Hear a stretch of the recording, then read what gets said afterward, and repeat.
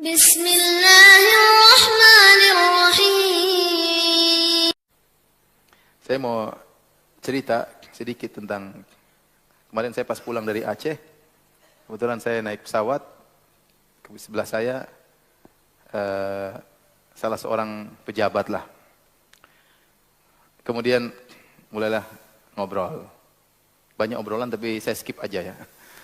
Intinya saya pada obrolan saya tanya, "Ya akhi, gimana waktu tsunami? Antum di mana?" Dia bilang, "Aduh, Ustaz, tsunami luar biasa Ustaz." Jadi kalau nggak salah ibunya meninggal, bapaknya lagi nggak di situ. Kalau nggak salah adiknya juga meninggal, banyak keluarganya meninggal. Kata dia, tidak menyelamatkan saya kecuali, dia sambil cerita sambil berlinang air mata. Tidak ada yang menyelamatkan kecuali apa? Sedekah. Jadi waktu hari terjadi tsunami tersebut dia bilang, saya punya kawan sakit dan rumahnya dekat pantai, dekat laut. Dan saya sudah bertekad untuk kunjungi dia. Maka saya beli oleh-oleh, saya beli buah-buahan, kemudian saya beli coklat-coklat, saya bawa untuk dia dan buat anaknya. Maka begitu saya menuju ke sana, tiba-tiba terjadi gempa. Sudah mau dekat rumahnya terjadi gempa. Tapi saya nggak anggap. Saya pun datang ke rumahnya, kemudian saya kasih oleh-oleh. Kemudian tidak berapa lama kemudian ada orang tua pakai sorban, jalan di kampung, berteriak, tobat pakai bahasa Aceh. Bertobatlah kepada Allah, kembalilah kepada Allah, tobatlah kepada Allah. Tapi saya tidak peduli, ya, orang ini apa ini gempa biasa aja. Maksudnya ya jalan begitu saja. Tiba-tiba orang itu sudah nggak ada lagi, nggak ada suara dia lagi. Tiba-tiba datang tsunami, Orangnya badannya agak kekar, kemudian ininya juga berkepal, ya orangnya memang kuat saya lihat juga. Maka tiba-tiba datang tsunami, maka saya terhantam, tercampur di sampah-sampah, kemudian saya terjebak di pohon kelapa. Karena saya kuat, saya manjat pohon kelapa ya. Di puncak pohon kelapa. Jadi lolos. Gelombang pertama rendah. Kemudian lewat.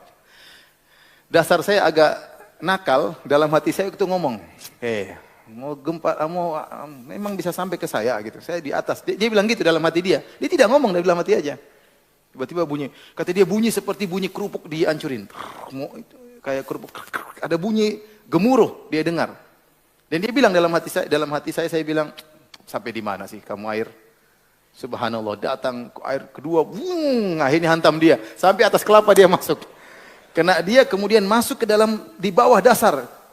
Saat itu dia langsung bilang, "Ya Allah, ampun ya Allah, ampun, ampun, ampun." Begitu dia ngomong seperti itu, mungkin dalam hatinya dia ngomong seperti itu, subhanallah maha mendengar, bahkan bukan suara lisan, suara hati pun Allah dengar. Tiba-tiba dia diangkat oleh Allah, dan dia bilang, "Ini saya selamat karena sedekah, karena saya datang benar-benar niat mau kasih sedekah jenguk orang sakit yang kasih sedekah sama dia."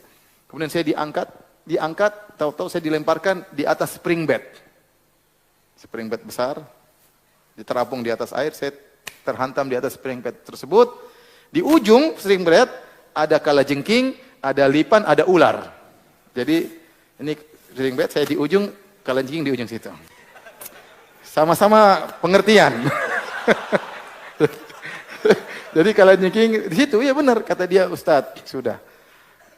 Ustadz belum pernah lihat," katanya. "Ustadz belum pernah lihat ular ketakutan kan? Saya pernah lihat ular ketakutan."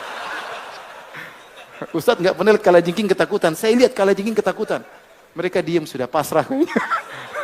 Kata dia, "Saya baju lepas, celana lepas, telanjang bulat. Dibawa oleh air tersebut." Subhanallah. Dan tidak ada rasa malu sama sekali. Lihat orang tenggelam, orang mati semua. Tidak ada kepikiran masalah malu-malu, nggak ada. Akhirnya Allah bawa saya ke tepi tempat yang aman.